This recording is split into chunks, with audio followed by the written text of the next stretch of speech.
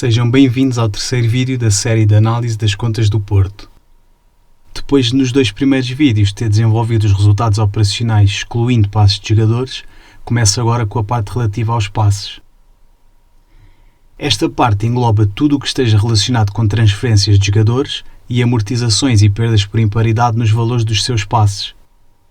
Divide-se nas três rúbricas apresentadas de seguida e vamos olhar para a primeira linha.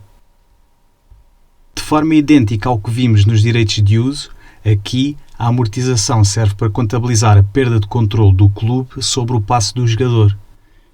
Num contrato fica definido o tempo que esse vínculo irá ter, embora independentemente do número de anos que possa durar, é sabido que o jogador fica livre para assinar por outro clube quando faltarem 6 meses para o final do contrato. Para se perceber como funcionam as amortizações nos passes, vamos usar o exemplo do Mbemba. O jogador foi contratado em julho de 2018 e foi-lhe oferecido um contrato até junho de 2022. Contam-se então 47 meses de contrato. O valor total da transferência, que soma o valor da aquisição com os encargos adicionais, que costumam ser as comissões aos empresários, foi cerca de 6,2 milhões. O valor a amortizar mensalmente é fácil de apurar. É igual ao custo total do jogador a dividir pelo número de meses de contrato, que dá 132.761 euros. Semestralmente, claro, é multiplicar por 6. Esta amortização vai afetar o montante a que o jogador está avaliado nos livros. Como iremos ver quando abordarmos o balanço, uma parte significativa do ativo de um clube está nos ativos intangíveis, e é nos intangíveis porque o ativo é o passe e não o jogador, que representa o valor do plantel. O valor a que um jogador entra nesse ativo é igual ao seu valor de custo. Tendo um Mbemba custado 6,2 milhões, o ativo intangível aumentou nesse mesmo montante. Depois, logicamente, que haverá um contrabalanço que falaremos melhor no momento certo, que diz respeito à dívida que foi originada para com o clube vendedor. A cada relatório posterior à contratação, o valor inscrito do jogador será igual ao valor de custo menos a amortização acumulada. Por altura deste relatório, o passe do Mbemba já teve 41 meses de amortização, que traduzidos para euros dá 5.443.201 euros. Então, o valor deste jogador no ativo intangível é de 796.571 euros. Este último valor é, com os arredondamentos feitos, igual à amortização de 6 meses, que é o tempo que resta do contrato e fim do qual o valor será obviamente zero. Este cálculo é feito para todos os jogadores individualmente, tendo em conta os respectivos valores de aquisição e meses de contrato, e a soma é apresentada no quadro inicial. Não foram registadas perdas por imparidade neste exercício. Este sistema de contabilização pode criar situações engraçadas. Olhemos para o caso do Nakajima.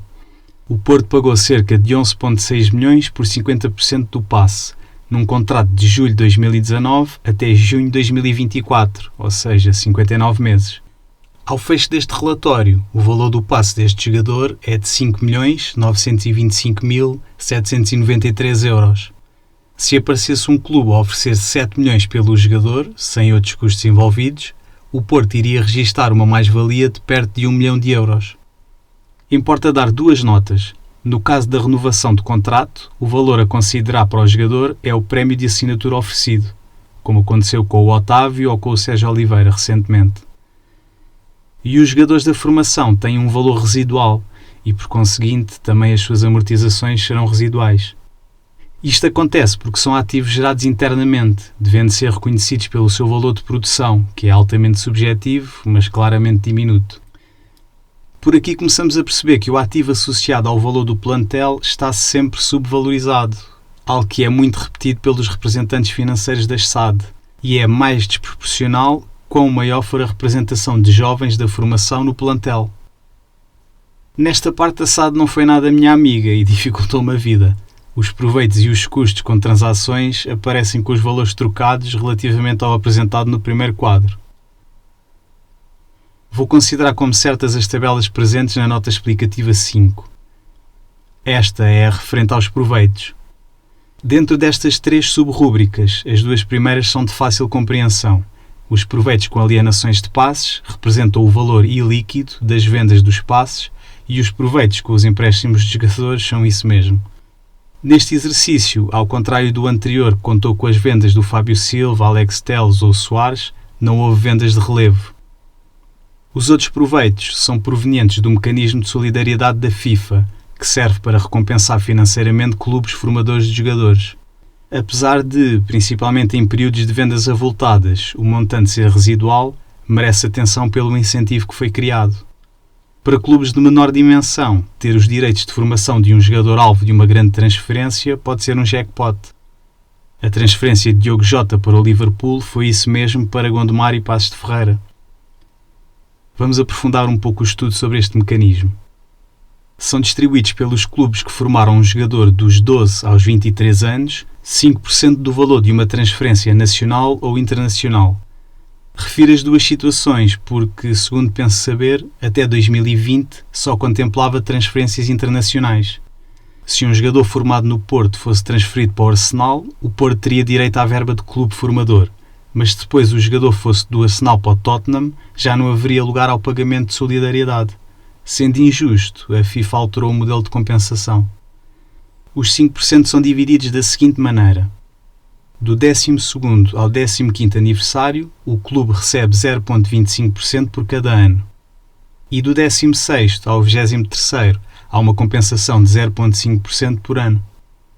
Pegando no exemplo do João Félix, o Porto recebeu 1,2 milhões, dos 120 milhões da transferência, pelos direitos de formação do jogador, desde os 12 aos 15 anos. Interessante dizer que na época 14-15, na qual fez 15 anos, o jogador esteve no Padroense por empréstimo.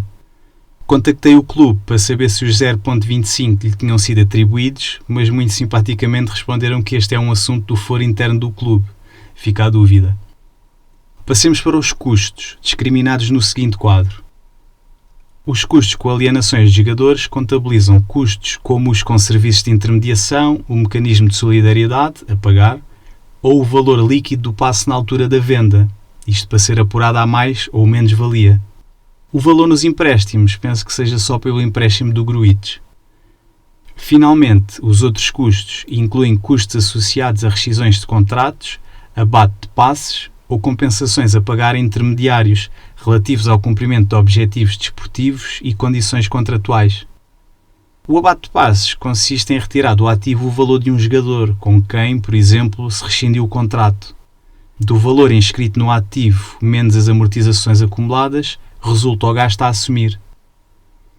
Do saldo entre proveitos e custos com alienações, apuram-se as mais ou menos valias. Neste exercício, fruto da ausência de vendas significativas, podemos observar uma mais-valia pequena de 400 mil euros. Tendo os resultados operacionais excluindo passes e os resultados com transações de passes calculados, temos os resultados operacionais. 1,6 milhões quando ainda temos, entre outros, os juros da dívida contraída por acrescentar, espelham bem a importância que as vendas de jogadores têm para o bom desempenho financeiro da SAD. No próximo vídeo, que será o último sobre a demonstração de resultados do Porto, irei dar a conhecer as rúbricas que vão colocar as contas em terreno negativo. Este vídeo fica por aqui e conto convosco no próximo para fecharmos este capítulo. Não se esqueçam de subscrever o canal e seguir o Contábil nas redes sociais.